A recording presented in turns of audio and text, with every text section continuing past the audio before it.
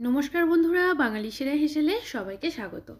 পালং শাক তো আপনারা অনেক রকমভাবে খেয়েছেন, তবে এই টেস্ট রেসিপিটা একবার ট্রাই করে দেখতে পারেন, খেতে কিন্তু অপূর্ব লাগে। তাহলে চলুন আর দেরি না করে রেসিপিটি এবার আমরা শুরু করি।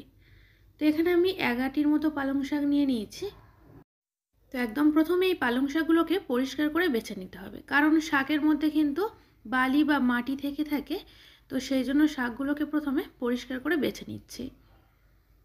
আর বন্ধুরা, পালং শাক নানানভাবেই কিন্তু আমরা ট্রাই করি বাড়িতে, তবে আমি বলছি এইভাবে যদি আপনারা একবার বাড়িতে বানান তাহলে দেখবেন বারবার বানাবেন।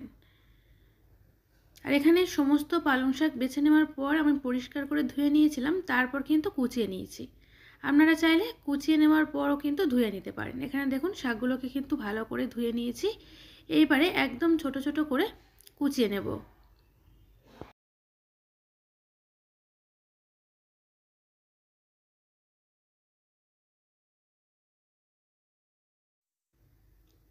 যত ছোট করে এটা কুচিয়ে নেবেন খেতে কিন্তু ততই বেশি ভালো লাগবে।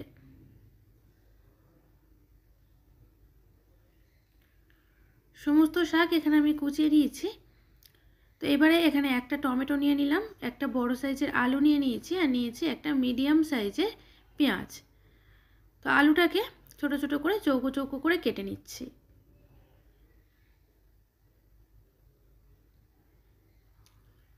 আলু কেটে নেওয়ার পর এইবারে টমেটোটাকেও কেটে নেব। আর এই রান্নায় টমেটোটাকে কিন্তু পেস্ট করে ব্যবহার করা যাবে না, তার থেকে যদি এটাকে আমরা চপড করে ব্যবহার করি তাহলে খেতে আরও বেশি ভালো লাগবে। তো সেজন্য এই রান্নায় টমেটোটাকে এইভাবে ছোট ছোট করে কুচিয়ে নিচ্ছি।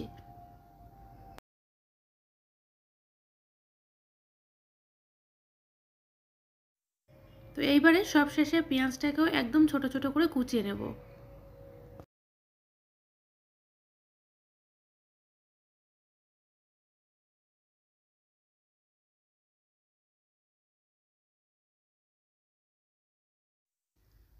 আর পেঁয়াজ কুচিয়ে নেওয়ার পর এখানে আমি এই রান্নায় দুটোর মতো কাঁচা লঙ্কা ব্যবহার করব।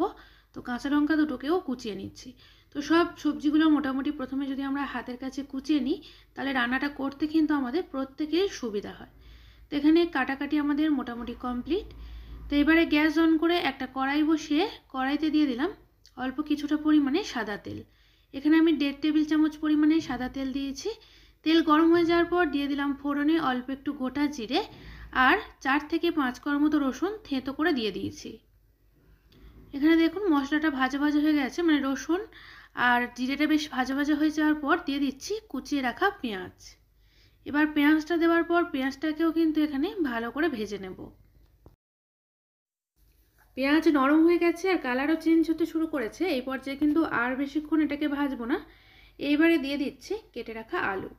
তো পেঁয়াজটা যদি আগেই খুব লাল করে ভেজে নিই তাহলে কিন্তু আলুটা ভাজার সময় পেঁয়াজটা পুড়ে যাবে। তো সেই জন্য আলু দেওয়ার আগে কিন্তু পেঁয়াজটাকে একটু অল্প করেই ভাজতে হবে। তো আলু দেওয়ার পর আলুটাকেও ভাজা ভাজা করে নিচ্ছি। এবারে কিছুক্ষণ ঢাকা চাপা দিয়ে রান্না করব। মানে ঢাকা চাপা দিয়ে যদি আমরা আলুটাকে ভেজে নিই তাহলে কি হবে, ভাজার পাশাপাশি কিন্তু সেদ্ধ অনেকটা হয়ে যাবে। তো এইভাবে মোটামুটি আলুটাকে ভেজে নিলাম। এইবারে এর মধ্যে দিয়ে দিচ্ছি কেটে রাখা টমেটো আর কাঁচা লঙ্কা। টমেটো আর কাঁচা লঙ্কা দেওয়ার পর আবারও ফের একবার নেড়েচেড়ে ভেজে নিচ্ছি।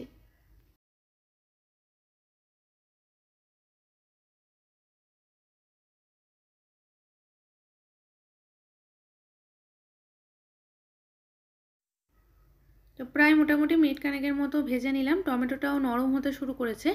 এই পর্যায়ে এসে আবারও ফের ঢাকা চাপা দিয়ে কিছুক্ষণ রান্না করতে হবে। প্রায় মিনিট খানেকের মতো ঢাকা চাপা দিয়ে রেখেছিলাম।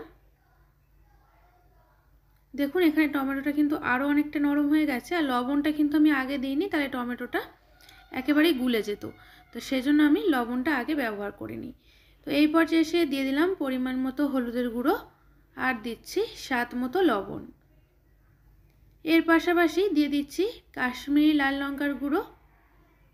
প্রায় 1 চা চামচ পরিমাণে কাশ্মীরি লাল লঙ্কার গুঁড়ো দিয়ে দিলাম। আর দিচ্ছি হাফ চা চামচের থেকে একটু বেশি পরিমাণে ধনের গুঁড়ো। আর এরপরই এর মধ্যে অল্প একটু চিলি ফ্লেক্স যোগ করে দিলাম, তাতে করে বেশ চটপটা স্বাদের কিন্তু খেতে হয়। আর যেহেতু আগে দুটোর মতো কাঁচা লঙ্কা দিয়েছিলাম, সেই জন্য চিলি ফ্লেক্সটা কিন্তু অবশ্যই খেয়াল করেই ব্যবহার করবেন। তো এবার সমস্ত মশলার সাথে খুব ভালো করে একবার সব কিছু মিশিয়ে নিচ্ছি।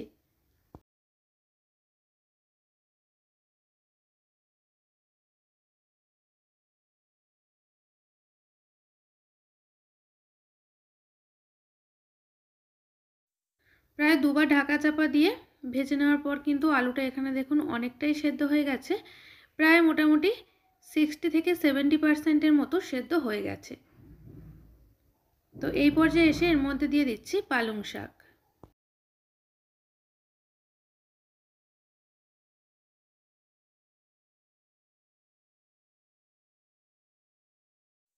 তো কুচি রাখা সমস্ত পালং শাক দেওয়ার পর ঢাকা চাপা দিয়ে 2 মিনিটের মতো হতে দেব। তবে গ্যাসের ফ্লেমটাকে কিন্তু একদম লোতে রাখতে হবে। 2 মিনিট পর দেখুন এটা থেকে কিন্তু জল বেরোতে শুরু করেছে। তো এইবার একবার নেড়েচেড়ে মিশিয়ে নিচ্ছি।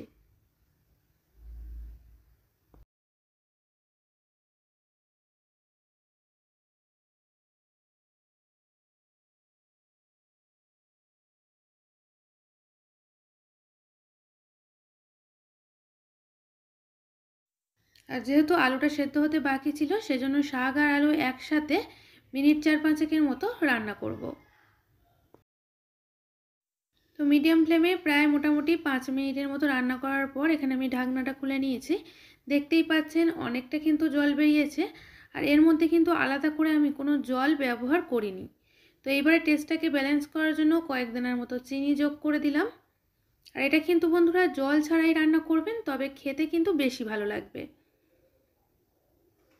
তো এবারে গ্যাসের ফ্লেমটাকে একদম হাইতে করে দিয়েছি, দিয়ে জলটাকে একটু শুকিয়ে নেব।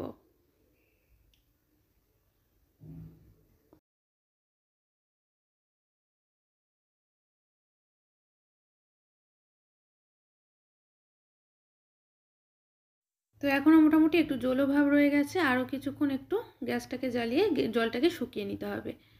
তো এইবারে দেখুন বেশ কিন্তু শুকনো শুকনো হয়ে গেছে। আর সব শেষে যদি মনে করেন আপনারা অল্প একটু গরম মশলা গুঁড়ো দেবেন, তাও কিন্তু দিতে পারেন। তবে এখানে আমি আর গরম মশলা গুঁড়োটা দিলাম না।